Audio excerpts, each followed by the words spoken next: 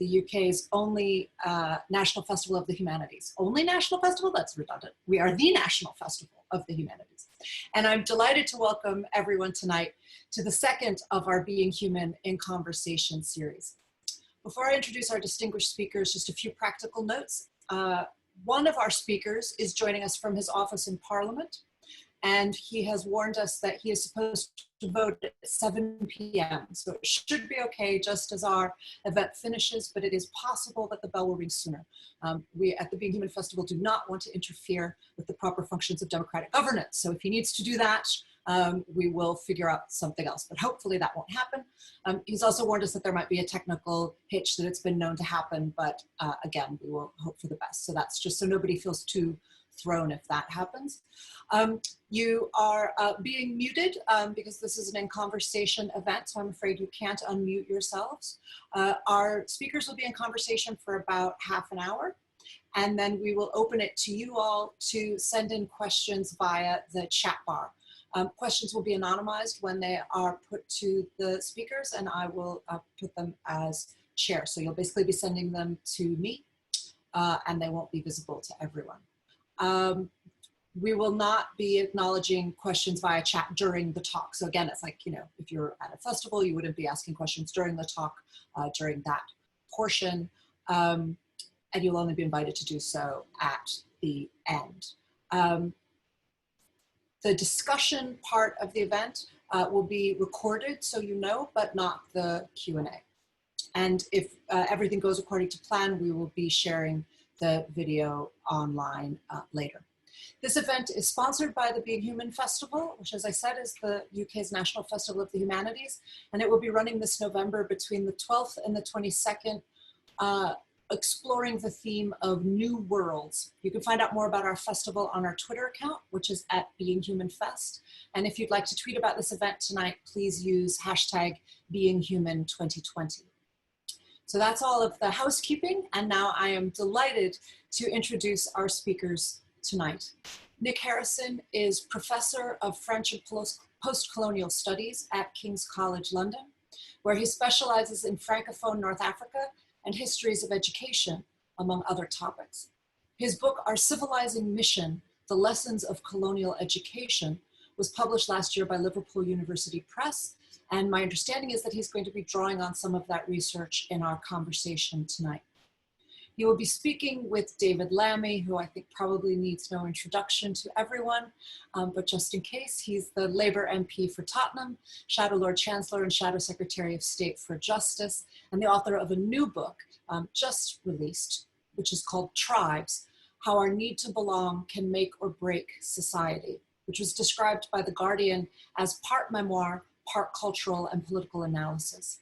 And he and Nick are going to be discussing that book and some of the ideas it raises tonight, including racial and social justice, inclusivity, community, and the importance of humanities education, which of course is a subject very dear to our festival's heart. So as I said, Nick and David will speak for about 30 minutes, and then we'll open up to questions. So Nick, over to you. Well, thank you very much, Sarah. Hello, everyone. Before I put my first question to David, I just wanted to say a little bit more about where I've come into this topic from. In the book that Sarah just mentioned, I looked at the stories of children who grew up under colonialism and so were sent to schools that were drastically different from their home environment. So schools that were alien, that were quite hostile to them often. Often those students were in a tiny minority in their schools in terms of ethnicity, in terms of religion often too. And they're exposed to prejudice, to a new culture, an alien culture, different values. And each of these stories and each of these histories is quite particular, of course, but at a certain point I started to think these stories can also be thought of as an example of an experience that's actually still quite common. For quite a lot of young people, education involves this growing sense of distance from their home background. And the experience can be an enriching one, but it can also be an alienating and painful one, even in circumstances, very different from those of colonialism as such. So that was the kind of backdrop against which I read David's recent book, and I felt there were certain sort of echoes there that I was very interested in, and that's why I approached David and suggested this. I'm very grateful to you, David, for agreeing to do this. So you talk quite a lot in the book about a big turning point in your life where you were whisked away from your home in Tottenham and taken off to a state boarding school in Peterborough as a choral scholar, the cathedral school there. You're the only black student, found yourself in a very different world. So for those who haven't read your book yet, I wonder if you might like to say just a little about those experiences first. Well, look, thank you very much. And thank you for reading my book, which leads to this event. Well, I think it's to take the audience back to the 1970s. And I was growing up in Tottenham. My dad had arrived in this country in 1956. My mother had arrived a little bit later. She was his second wife in the late 60s. And I guess Tottenham was beginning to experience the issues that emerged with a second generation of Caribbean immigrants who were actually born in this country. I've got older brothers. My oldest brother is 61. And they were beginning to run into problems with the police. It culminated, sadly, in the rioting of the early 1980s, both in Tottenham and in Brixton. And it's really into that mix that I was growing up. And I would say that my existence in Tottenham was quite a parochial one, not local, parochial. I didn't really stray much from the N17 postcode. You know, going to South London was a big deal. Going to Camden was a big deal. I had never got on an inner city train until I tried out for these schools. And that happened because I had a wonderful music teacher at primary school in Tottenham and a wonderful local priest. My mother was a very strong Christian, and they sort of got together and said, look, he's got a voice. It was the age of Aled Jones. He should try out, he should go for voice trials. And so I tried two places, Peterborough Cathedral and Southall Minster in Nottinghamshire. I got into both because they had a sort of state component to them. And I decided to go to Peterborough because it was nearest to London, basically. The train journey was an hour instead of an hour and a half. And I guess for me, it was like sort of dropping down a rabbit hole, or a bit like Alice in Wonderland, and emerging into this very, very different environment. And the different environment for me, I mean, I thought Peterborough was the most amazing place. And I think I write in the book that I hadn't really worked out that had I only just got up the road to Enfield town, I probably would have seen something quite similar. But in those days, the avenues that were existent in Peterborough, the sort of some detached homes. There was a lot of new brick building, picket fences. It felt like America. It was sort of, or your imagining of America, because it was a very new town environment. And I was the only black boy. I had not really experienced, I mean, I'd experienced racism in the sense of issues with the police in Tottenham, the National Front, in London, and the fears of black minority communities and difference, the sense of difference. And of course, you know, my mother particularly was a country girl. She wasn't always at ease in those days in England, and with figures of authority like school teachers and public officials. So I was conscious of race, but racism was not something I experienced really on a daily basis in Tottenham. Because it was, you know, in Tottenham in those days, you were West Indian, you were Irish, you were sort of Cockney Londoner, really. Those were the communities. And there were some Greek Cypriots and Turkish Cypriots that had arrived. In Peterborough, it was really the first opportunity for me to sort of come across Middle England, a sort of a middle class community, not in entirety, but in part, you know, intellectual mores, if you like. We in my home, we had two books, or two sets of books. One was the Encyclopedia Britannica, which my mother was very proud of and took several years to pay off on hire purchase. And the other was Mills and Boon. And obviously, I went into the homes of friends as well, you know, and they had things like Argas. I mean, I still, to this day, you know, see an Arga, and it's sort of, wow, because I didn't know what this thing was. So it was a different environment. And I suppose academically, I did definitely have a sense of being an imposter here. I was different, you know, both, I want to stress that Peterborough, the school I was at, was a church school. The King's School, Peterborough, is a wonderful school, fantastic teachers, and ultimately I flourished and succeeded. It was a pastoral environment, and I always caveat that because the truth is I did experience quite a lot of racism from teachers and from pupils. You know, people approaching me and, is the chocolate going to come off?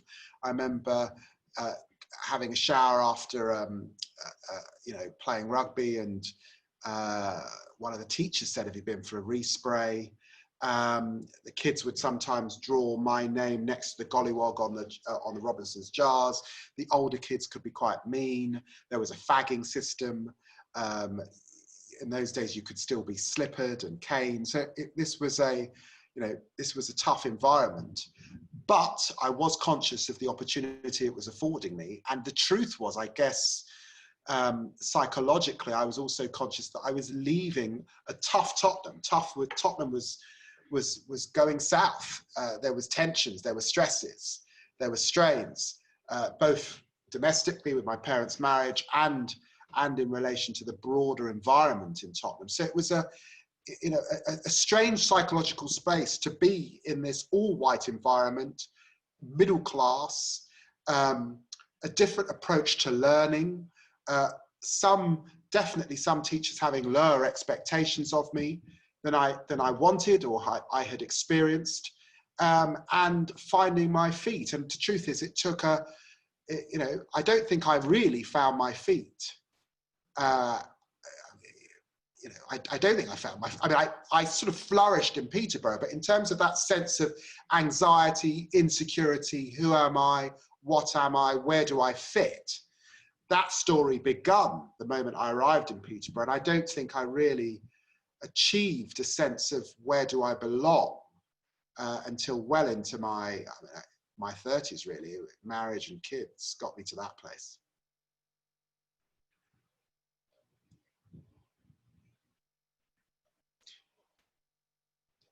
Okay, sorry, I couldn't unmute myself there. I've been controlled by someone else. Yeah, thanks very much. So you've given us a strong impression already of how uncomfortable you're made to feel in various ways, in various factors around race and class, behaviour of teachers as well as students and so on. Something you haven't touched on is the curriculum. I mean, how far was what you studied a factor? And I'm thinking particularly of humanities subjects, things like English or history, where sense of identity is obviously in play in a way it's maybe not in. Well, it was tough. It was just really tough. Mm. I mean, all sorts of things. Geography. I mean, this is coming up a lot, isn't it, in the Black Lives Matters protests? But, you know, being the only black kid, opening a geography book, there's the African in a hut, you know, a straw hut or a mud hut, you know, bone through the nose, and a sort of sense that that's you, David. And that's what some of the kids would have said, with no depth or range in relation to the continent of Africa, and no understanding in me that this is the home of Egypt. This is the home of great kingdoms like the Ashantis of Nigeria and the West Coast. None of that understanding. A history that doesn't include you, except to say that you were enslaved, but stories that don't seem to include you. No understanding of why the map is pink in places, apart from the fact that the Brits conquered. Even what would be regarded as quite mainstream bits of science like Darwin, done through a scientific racist lens, because of course much of that all those theories were set up in order for Europeans at that time to claim that they were better than the people that they were coming across when they traveled the world. I mean, it's heartrending, and I felt very lonely in that context. And I'm very, very sad and upset, frankly, that today there are still, you know, that's the curriculum hasn't moved on very much. And we've got whole generations that have absolutely no understanding sufficiently of British history in all its range and depth, particularly that colonial period. We tend to focus on the two H's, Henry VIII and Hitler, and not much in between really in Britain. And our sense of the world, I think, is a bit limited as well. It wasn't until one started to do books like, which, by the way, Michael Gove's taken out, some of the American literature, you know, To Kill a Mockingbird, you know, Mark Twain, Walkabout, you know, thinking about Australia, that one began to get a slightly more depth, but it wasn't, you know, it wasn't great. And I remember actually, I did very well in my GCSEs. I got back into the sixth form, and it was quite hard to get back into the sixth form at King's. I was so pleased to be doing English A-level, and it was with my favourite teacher, a wonderful woman called Brenda Pinder, great socialist, the only one in the school. So I really wanted to be in her lesson. And Brenda, I remember our first lesson was The Pardoner's Tale, Chaucer. And I sort of sat through this thing, and I sort of had this powerful sense that all my classmates could understand it. They seemed to have some sensibility to it. I didn't know what the hell it was. And I thought, Christ, if this is A-level English, I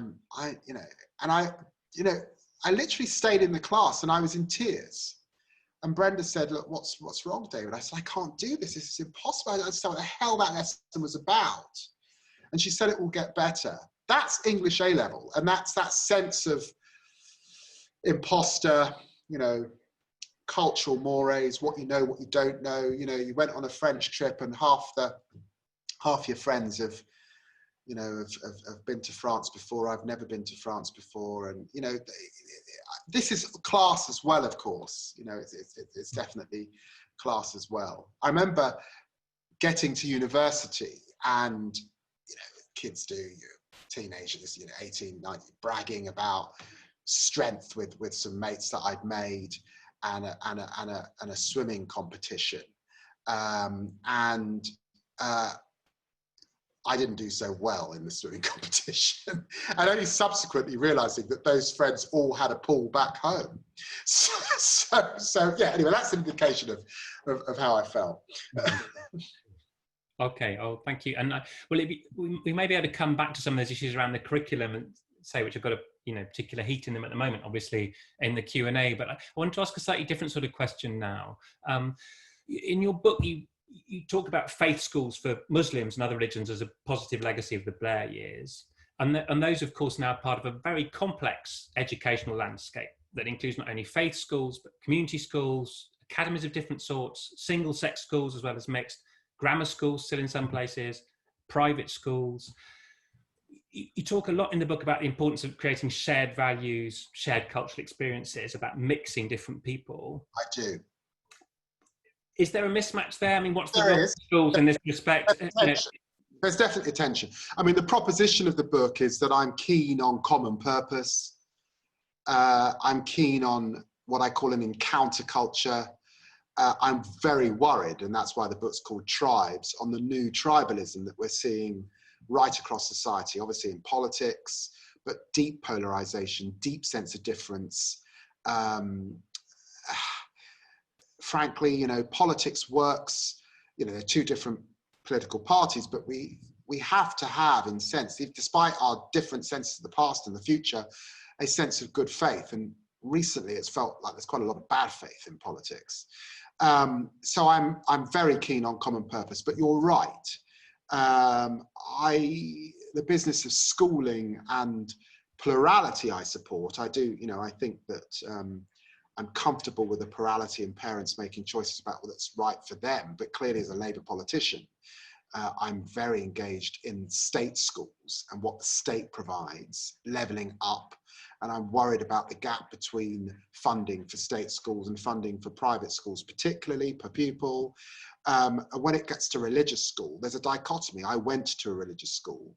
I flourished in the end in that religious school. I am religious myself. I've sent my own, I've got 3 children, 2 of which went to a Catholic primary school. And that was an active choice that my wife and I made. And obviously I'm very conscious in a constituency like mine I've got a, I represent Stamford Hill and have an Orthodox Jewish community. I have a very, very multicultural Muslim community, and those are choices that parents are making for their children. But I don't think I'm categorical in the book, and I recognise the dilemma in the book in relation to, or generally speaking, in relation to the position of religious schools and whether, in fact, they don't help this business of tribal communities. But I guess I come out in a place where if you are going to have them, you have to have a strong sense of national purpose. And there, I come up with solutions that are not typically ones that you would expect for someone who is in a progressive centre-left party. For example, I suggest that we should have a national civic service, because I believe that that coming together of young people for a deliberate period, state-funded, not in relation to the armed services, but in relation to civic service, is a way of binding people together with a national purpose. And I think that there are issues for us here in an old European country in terms of how we do the business of nation building. It's not even a language, a lexicon that we really use here in the UK. You've got to be in Canada or New Zealand or Germany or Japan because of what they experienced as a result of the Second World War. So I recognise the dilemma, but I think the broader theme of the book is absolutely about how we break out of the tribal depth of this animosity that we all seem to feel to one another, partly driven by social media, particularly in these silos into which people can fall, and the common purpose in counterculture that we've got to catalyse. Okay, thanks. Well, I might, this may be my last question, depending on how timing goes, because I don't want to cut too much into the time and other people have the opportunity, especially because you mentioned there's a slight risk you'll be called away to vote, which may truncate things. But... Well, I haven't had a message. I've got my phone on and the whips have not messaged me to suggest that the vote's coming before 7. So right. Well, I'll ask this question and then perhaps we can open it up after that to the Q&A. Social mobility is an important theme in your book. You've touched on that today and talking about your mother's ambitions for upward mobility for your family, her belief that education was fundamental. You also write at one point, the truth remains that if you were born poor in the UK, you are likely to die poor. So your own story of upward social mobility is still quite an unusual one, isn't it? And you've made your way in an era of growing inequality, in fact. And again, you talk about that growing inequality in the book. But that raises questions about the relationship, the lack of relationship between social mobility and social equality. And questions also then about what education can and cannot do in the face of social inequality. Yeah, well, I'm going to be a bit controversial here. We got to a place under New Labour and then into the David Cameron period, and it continues to this day under Boris Johnson, where there's a great emphasis on social mobility. And I understand that emphasis, but I don't want it to detract from the emphasis that I would want to place on social justice, because I'm not just as a politician. I think as a country, we've got to challenge slightly the idea that we're only into the ability to get from a working class background to become middle class. Actually, what I'm interested in is you ought to be able to be a worker and be paid properly. provide for your family, live the, so the idea is the good life. What is the good life? What is the good society? And I think notions like that are hugely, hugely important, and they underlie, I think, a lot of the things that preoccupy me in politics and the sort of writing that I've done in both the 2 books that I've written. I think in relation to my personal story in social mobility, there will be many on this call who are baby boomers, who experienced that massive expansion after the Second World War, periods of full employment, a growing economy, and a period, frankly, where you could leave school with a handful of the old O-levels or even some CSEs, and you could end up being the chief exec of a local authority. And a whole era where you didn't have to go to university in order to achieve the good life. And then there are people in my generation on this call who are Gen Xers. Well, we're mini baby boomers effectively. And we're definitely a generation that's hugely benefited from what I call the distinction between the asset class. And again, looking at the profile of people on this call, many people here who are homeowners, and particularly if you're a homeowner in London or the Southeast, you've seen huge inflation in the value of that home that you bought years and years ago. You may even have been able to buy a second home. And so that puts us in the asset class. Of course, you're socially mobile. You can borrow against that, credit cards against that. You can fund your kids through university against that. Some may even choose to get their kids through private school with that. And then there's those who are younger, who are millennials, Gen Y, who have very little prospect of that. Those beyond London and the Southeast who haven't seen the same increases. And many who have seen that economy change fundamentally to a service economy, to an economy that's very tough if you have not got higher level skills, where it's harder to make a living, harder to make your way. And so the bottom line is, I spent a lot of time, I grew up in a small terraced house, but my cousins lived just, a few hundred yards up the road in the Broadwater Farm Estate. And because of childcare, I spent a lot of time in the Croydon block of the Broadwater Farm Estate in my constituency. It's not easy. I think it's got harder to get from the Broadwater Farm Estate to where I am today. It's not got, over this period, it's not got easier. It's got harder in many ways. And that's got something to do with the nature of the economy, assets, what is value, and this emphasis on social mobility. We'll pluck a few up, but not actually of the whole story and the whole pie. And of course, we're now heading into another period of economic challenge after the coronavirus period. So I worry greatly about this topic. Yeah. Well, thank you very much. I've got lots more questions really. I'd like to open it up, so I'll hand over to you again, Sarah. Okay, great. Thanks so much. Can everybody still hear and see me? Is that all working okay?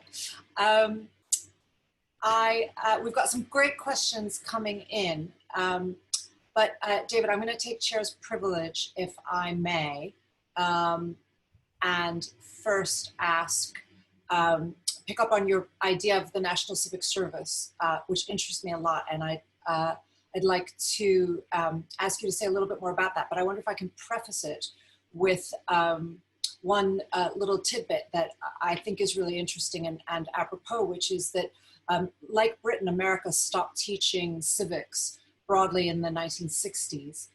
But one of the places that recently restored teaching civics was the state of Florida. And some people have wondered if the remarkably politically engaged and literate response of the students at Marjorie Stoneman Douglas High School in Parkland, Florida, after the terrible shooting there, was because they'd been taught civics and understood the stakes. So I have a two-part question for you, which is, can you just tell me a little bit more about what your idea of the National Civic Service would entail, how would it work, and whether you would support making civics part of the core curriculum? Okay, well, I've got to caveat this. The book was written before Keir Starmer asked me to become part of his shadow cabinet and to be Shadow Secretary of State for Justice. And it's always important that I caveat that I'm not now announcing Labour policy, particularly Labour policy that has a funding tag attached to it, and to which I'm sure Annalise Dodds would be on the phone to say, what? You just announced that we're introducing a national civic service without consulting me. However, in terms of me as an individual within the Labour Party, I found myself thinking a lot about how we come together. I found myself